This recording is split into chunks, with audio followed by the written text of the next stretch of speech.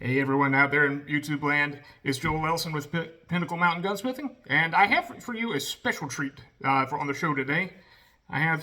We have a double barrel 10 gauge shotgun with exposed hammers that is a little different from what you'd normally expect to see.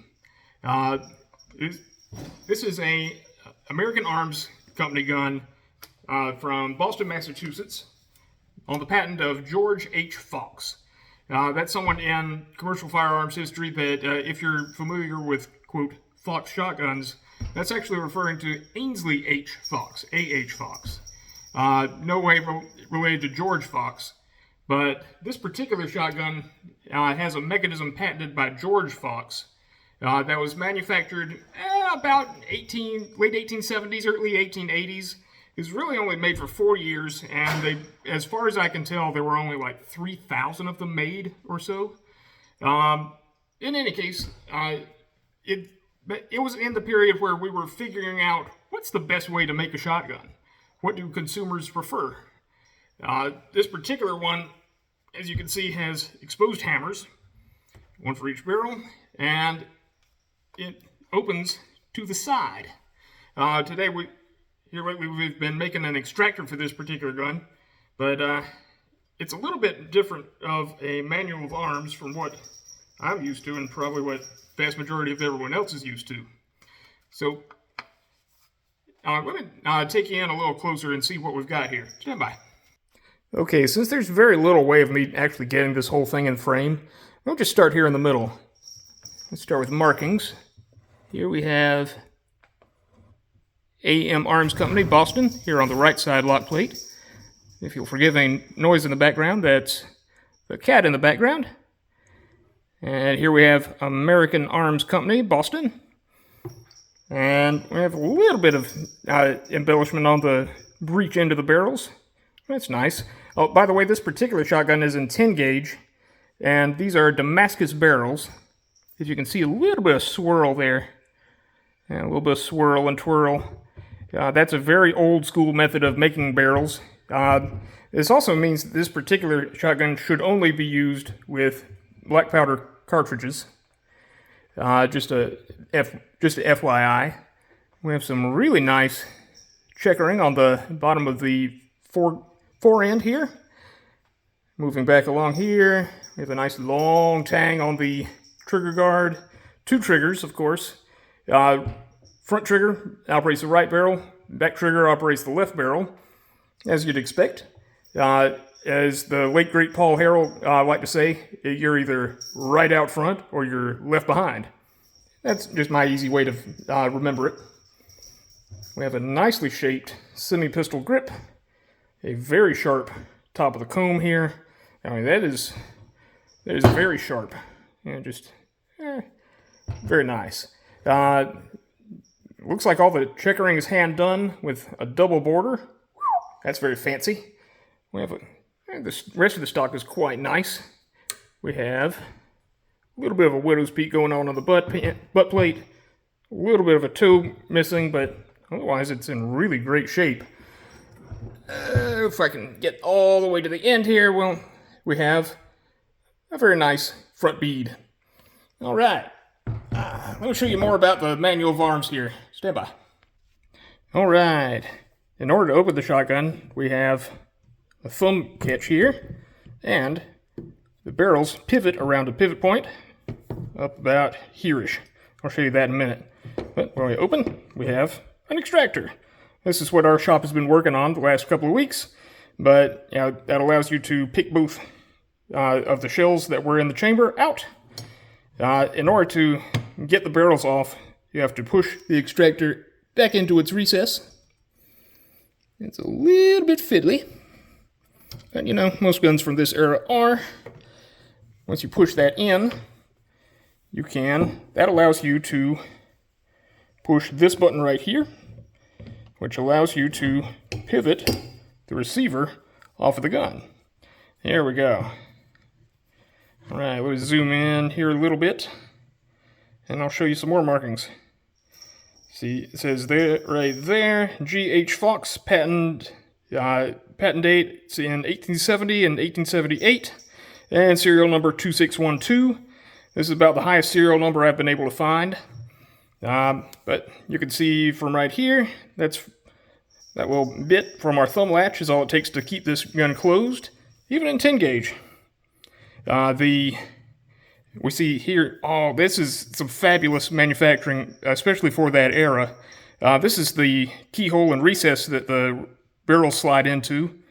And we have one keyway here for one of the cam lugs here, for that one specifically. That controls, lets you pivot it that much, and it just rides in that track. The piece down here rides in this camway, and that allows the extractors to come out when you open the barrels.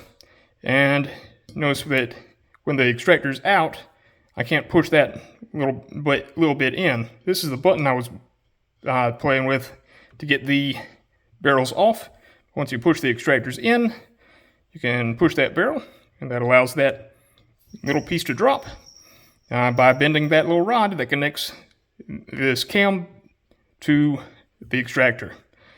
And yeah, let me put her back together and I'll share some more thoughts for you. Stand by.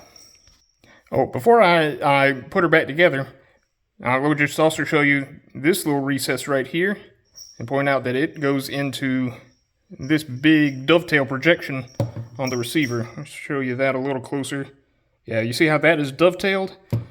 That slides into that recess quite precisely. Even after all these years and all the use this shotgun has had, this action is still very, very tight, I must say. Yeah, sometimes it is a little bit of a pain to put it back together, honestly, but it's not bad. Let me also take off this side plate and show you some of the mechanism inside. It's really, really quite sophisticated. Stand by, I'll show you that. Okay, this is just the right side lock plate. The left side is exactly the same, just mirror image. But my goodness, look at that thing. That's a gorgeous mechanism. Right out here we have our sear, and this is the piece that the trigger presses on. It has its own little flat return spring right here. We have a bridle kind of holding everything together, and this big honking mainspring, that is what provides tension to the hammer. And you probably heard our sear click in to its little notch. There's no half cock on this. It's either all the way cocked or not cocked at all, which is nice. That's really all the safety you need on a gun like this, because if you don't intend to shoot it, you should not cock it. And this is very much hand fit, and the lock plates both are serialized to this gun, and there's even a little bit of that in the recess where this goes. I'll show you that real quick. I don't know if you can make it out, but right there, where it looks like there's some numbers, yeah, that's the impression from the back of this lock plate in reverse. So this has been there for a long, long time. But yeah, this is a marvel of late 19th century American manufacturing. As you can see, that's where the trigger actuates, and the other lock plate is just the same on the other side. In any case, let me put her back together and I'll share with you some more thoughts. Stand by. Alright, here we are, about ready to put the barrels back on. I'm just going to show you the sequence a little bit. You see that big hole? That's where the big knob goes in. And I kind of have to fiddle with it around, get it in the groove, and boom. She locks up pretty tight. Alright, very neat. Alright. I'll turn you around and I'll show you some, I'll talk with you some more about these guns. Stand by. Ultimately, George Fox and the American gun company vanished into the sands of history. But these guns don't have to. If you notice, the stock is actually quite delicate back here. Between the top tang, the bottom tang, and the side plates, there are like 4 fingers of wood holding this whole thing together. And those 4 fingers take the whole recoil of this giant 10 gauge shell. They aren't making these anymore. I'm probably the only guy for about 100 miles able and willing to make another extractor for this. So, yeah, I implore you to take care of these guns. Maybe don't use it as your primary hunting gun if you know you're going to experience some bad weather.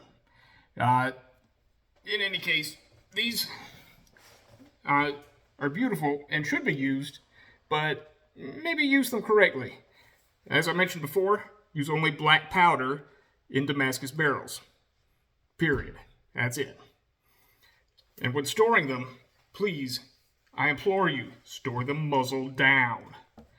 I know it looks a little better in the gun safe muzzle up, but please, when oil flows, excess oil flows from the barrel into the firing pin hole, back into the mechanism, and punks out the wood in the stock, and that leads you to the stock to collapse, and next time you shoot it, it will probably just disintegrate. These things are designed in such a way that eventually they will wedge the stock apart, especially if the design is kind of and not great. A lot of these guns were made as farm implements, and they were treated as such by the people who owned them. In fact, when this gun was new, you could buy a shotgun from the hardware store. In a future episode, we're going to look at another shotgun of the same style and slightly different era, but still very much hand-fitted, that it was stored muzzles up for a long time, I guarantee you. And yeah, it's all punked out. The stock is in like 4 pieces, and the head is just gone. We're having to make a whole new stock for it, and that can get expensive very quickly.